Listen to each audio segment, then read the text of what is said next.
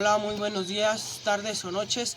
Mi nombre es José y vengo del plantel CCT Salvatierra a presentarles el tema lógica argumentativa con mis compañeros.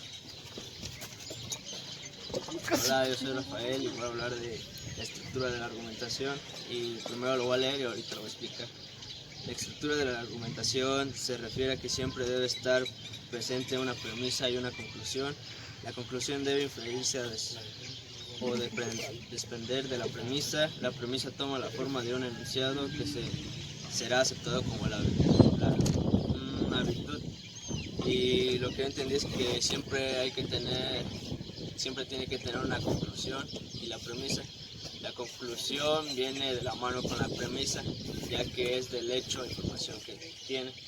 Y un ejemplo sería que la OMS considera que los videojuegos es una enfermedad mental y para ello necesitamos poner unos puntos de prevención para evitar que sea una enfermedad. El segundo tema sería estructura lingüística de la argumentación, que se refiere las aserciones en presente son la forma gramatical más habitual del esquema argumentativo, dato, ley del pasaje y conclusión. La conclusión puede tomar la forma de un imperativo, orden o invitación. En los textos publicitarios, textos persuasivos por excelencia, lo más común es la utilización de la forma imperativa. Siguiendo a Gibbon, existen tres tipos de enunciados. Los enunciados declarativos en los que el locutor expresa absoluta certeza, yo corro en la mañana. Los enunciados esenciales en los que los enunciados declarativos en los que el locutor expresa absoluta certeza, ejemplo, yo corro en la mañana. Los enunciados esenciales en los que el locutor expresa una confianza relativa en lo que sostiene. Un ejemplo, yo me acuerdo de que estaba corriendo. Los enunciados que expresa un alto grado de inseguridad. Ejemplo, yo creo que no pare de correr. Asimismo, al argumentar es posible recurrir a expresiones que mostrarán el grado de certeza o probabilidad de lo que se sostiene. A esto se refiere que la estructura lingüística es lo que el autor en qué forma lo va a hablar. Y un ejemplo de ello sería: es indiscutible que la Tierra gira alrededor del Sol, es posible que el año que viene viajemos, indudablemente la fotosíntesis es fundamental para las plantas, probablemente el tribunal se conforme en el mes próximo. El siguiente tema es la estructura textual de la argumentación. No existe un modelo único de composición textual argumentativa. Se pueden encontrar diferentes estructuras textuales argumentativas en diferentes instancias: un sermón, la publicidad, el debate, una discusión familiar. El esquema textual rígido del tipo introducción, tesis, argumento, conclusión pocas veces aparece en los textos a los que nos enfrentamos. De acuerdo a Dols, 1995, no existe una única forma de platicar globalmente un texto argumentativo, sino diferentes posibilidades que pueden ser examinadas de manera crítica por alumnos. Se refiere de que en el texto no puede ser estructurado de una forma, sino de diferentes formas. Ejemplos: en un debate que están discutiendo sobre un tema, en una pelea familiar también que discute sobre un tema, o en la publicidad donde discuten sobre un producto, ya sea de forma a beneficiar a nosotros o de mala. Mi nombre es Emilio y yo les voy a hablar sobre los roles de argumentación. Primero voy a leer el texto y ya después voy a dar mi ejemplo. Los participantes de una estancia argumentativa reciben diferentes denominaciones dependiendo de la perspectiva que se adopte. Cuando el objetivo es describir los mecanismos argumentativos desde un punto de vista lingüístico, se denomina enunciador los participantes que argumentan y destinario a su interlocutor. Desde una perspectiva retórica, el locutor se denomina orador a sus interlocutores, auditorio o público. En una instancia de debate, en cambio, se habla de argumentos, argumentador y oponente. Las situaciones argumentativas más comunes son las discusiones, el debate, el consejo y el reproche. En caso de la discusión, el consejo y el reproche, se trata de instancias que forman parte de la vida cotidiana y no tienen por qué ser necesariamente agresivas o polémicas. Se puede disentir con la opinión del otro, hacer concesiones y también cambiar de opinión. Cuando las instancias de discusión tienen lugar en un contexto institucional, se está enfrente a un debate que es una actividad que sigue reglas y convenciones más específicas. Un debate es una situación comunicativa centrada en la discusión sobre un tema en donde los turnos de habla de cada participante están estrictamente regulados y arbitrados. ¿Qué instancia argumentativa típica es el editorial? Y el editorial es un género periodístico que adopta la forma de texto no afirmado, en donde se valora y juzga un hecho de actualidad de particular relevancia en el auditorio. Se expresa la opinión colectiva de los periodistas que forman parte de ese medio.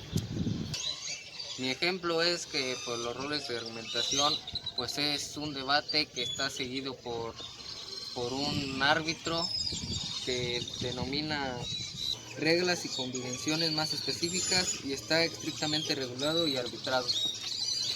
Ahora voy a explicar el otro tema, tipos de argumentos. Existe una gran variedad de tipos de argumentos que se utilizan en diferentes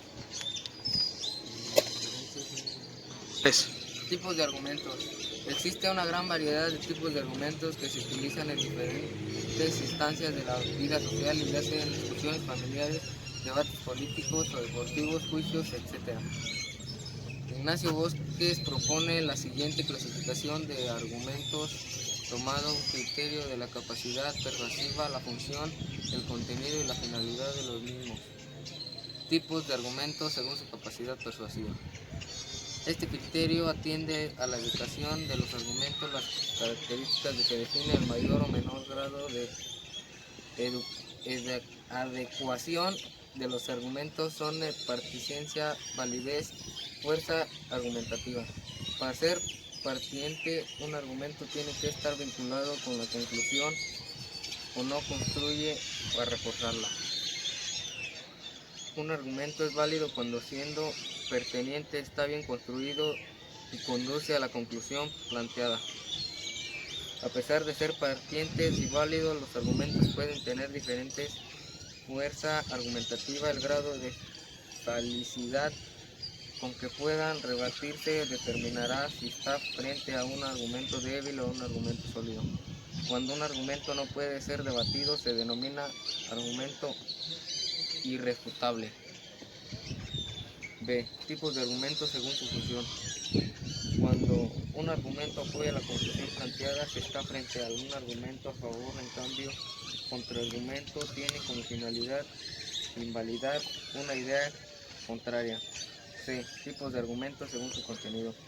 Este criterio atiende a los diferentes tipos de valores en que se apoya un argumento para tener fuerza argumentativa. Estos conceptos o valores son variados y están relacionados con valores culturales y sociales.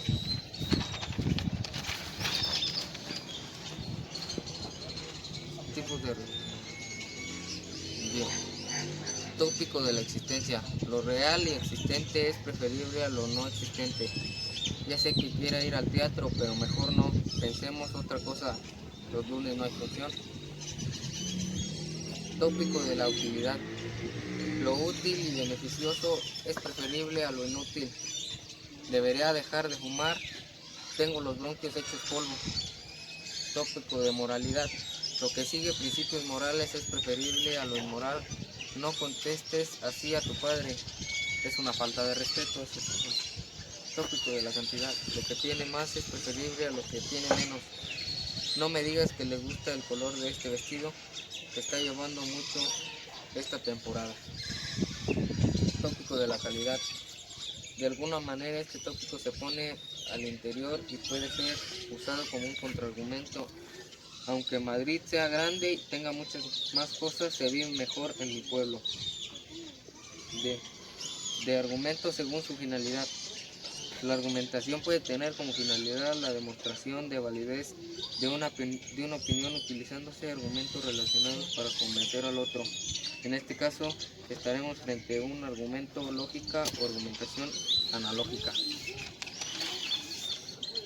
Una segunda finalidad de la argumentación puede ser la persuadir al otro de una determinada opinión y según caso se apelará a argumentativos efectivos para conmover. Argumentación afectiva. La argumentación lógica se basa en los principios lógicos del razonamiento humano. El argumento lógico por excelencia es silogismo. El silogismo es un razonamiento compuesto por dos premisas. Los hombres son mortales, Sócrates es un hombre, y una conclusión que se deduce a las premisas. Luego Sócrates es mortal. Es común que una de las premisas no siempre aparezca porque se da por sentado que el interlocutor la conoce. De acuerdo a lo prestado anteriormente, esta premisa sería la ley de pasaje. A partir de silogismo se puede construir distintos argumentos dependiendo de la relación entre las premisas y la conclusión. Las dos formas más comunes son el ejemplo y el argumento basado en el principio general.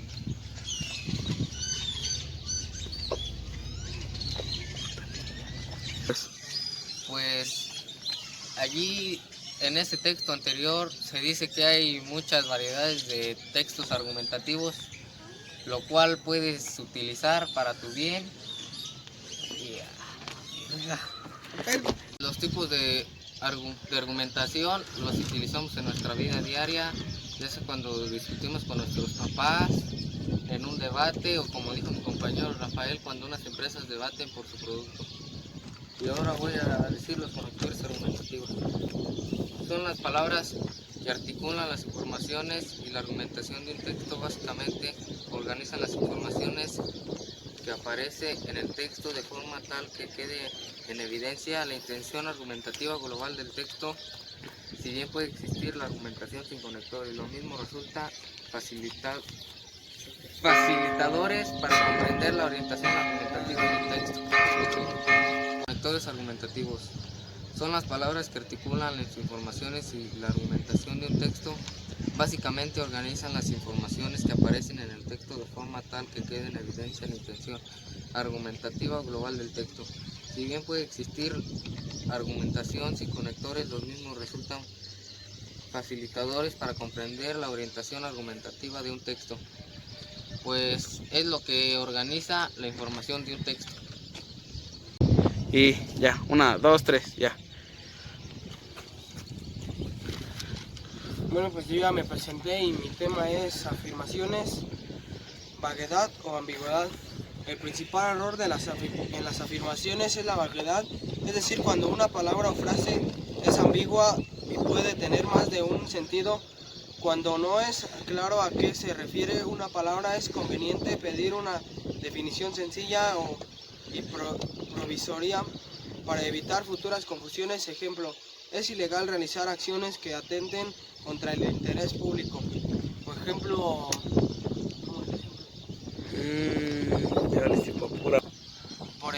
como no es el que ría al última ríe mejor, sino el que ríe al último es el porque piensa más lento. Y también pues voy a seguir leyendo y después les voy a explicar con mis palabras qué quiere decir este caso el interés público. Tal vez al decir interés público se refiere a cuestiones como la paz y la seguridad, o tal vez que todas las personas puedan hacer lo que quieran, o tal vez al proyecto político del gobierno, sea a qué se refiere. Con tal término pueden sugerir problemas futuros porque no se entiende lo que se quiso decir. Confundir objetividad con subjetividad. Una afirmación es subjetiva si se refiere a los sentidos y opiniones de la persona que habla. En cambio, es objetiva cuando se refiere a hechos que no dependen de la persona sino de la realidad. Como por decir, cuando tú sacas una información de Google y la dices a cualquier persona, pues ese es un objetividad, o cuando tú solo dices lo que piensas o lo que tú has informado sobre el tiempo, pues esa es subjetividad. Y argumento condiciones para que sea bueno o creíble. Sus premisas son probables y son más probables que la conclusión. La conclusión está conectada con las premisas. Si no argumento es falso, entonces las premisas son falsas o no están conectadas con la conclusión. Ejemplo, tomar detergente es bueno para la salud porque el detergente es nutritivo. Ese argumento es malo porque es falso que el detergente tenga nutrientes y por lo tanto la premisa es falsa. Premisa, razones para aceptar una premisa. Sé que es cierta por experiencia personal. Confío en quien lo dice porque es una autoridad respetada y sin motivos para engañarnos. Es coherente con las cosas que conozco, coherencia con mi sistema de creencia. Definiciones. Las palabras usadas son más claras que las palabras a definir. La definición no es ambigua, tiene que abarcar a todo lo que se refiere y a nada más. Tiene que ser intercambiable con la palabra. Razones para rechazar una premisa. Sé que es falso por experiencia personal. Es poco probable. He escuchado argumentos convincentes, encontrado razones para suspender el juicio. No tomar ninguna postura. No tengo motivos para aceptar la premisa, pero tampoco para rechazarla. No tengo suficiente información al respecto. Considero que la premisa tiene motivos para engañarme. Nuestra premisa es verdadera porque la sacamos de la OMS y es una organización mundial de la salud, la cual es confiable la institución y afirmamos con nuestras experiencias sobre los videojuegos. Bueno, pues esto es todo por nuestro video y gracias.